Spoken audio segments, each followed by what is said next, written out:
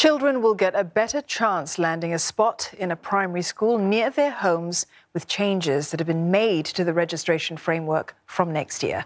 Right now, kids sign up in phases based on their situation. Earlier rounds get priority and the leftover trickles down to the next round. Now, this means that more intense competition for some.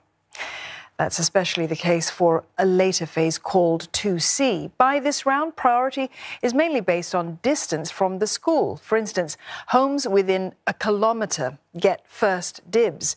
Now 40 spots will be reserved compared to 20 before. Now, this should benefit around 64 primary schools with high demand. The way distance is calculated will also change. A school's boundaries will be the starting point instead of a reference point in the centre. This means that a wider area around the school that gives around 10% more families a chance. Meanwhile, two earlier phases will merge with fewer spots up for grabs. One is mainly for parents who are part of the Alumni Association.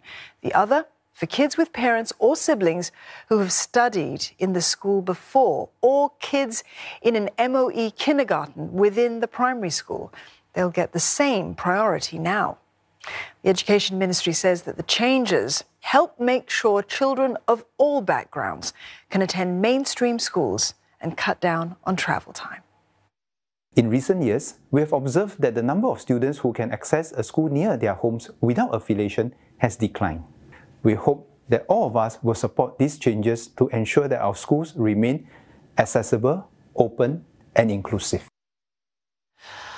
Parents have welcomed the changes, saying that these allow them to vie for spots in nearby schools more fairly with other groups.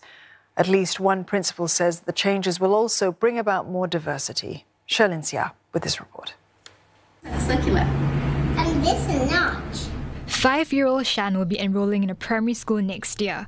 And with no ties to schools nearby, her parents have been worried about the chances of getting a spot.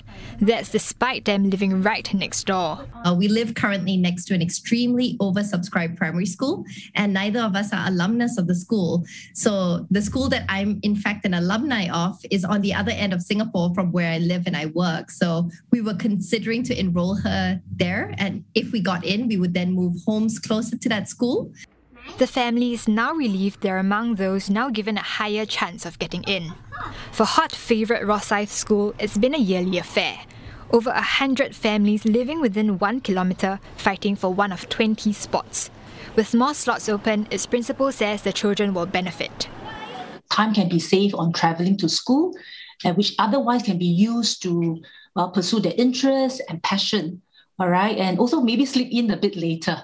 They can actually study, learn, and play alongside other students with diverse background. And this is important to prepare them for life, because we do foresee that future classrooms, workplaces is becoming increasingly more diverse. Still, some may be disappointed, especially those with alumni links to the school. But one MP says a balance has to be struck. When you think of those who are adversely impacted, there are a few groups, of course. You have the, those who have invested their time and effort in forging those alumni connections or volunteering. But over the years, as that base of alumni has increased, it becomes a bit big to manage. So I think it's the right time to to dial back. She adds her committee will monitor the situation and continue to push for ways to make sure schools are on a level playing field.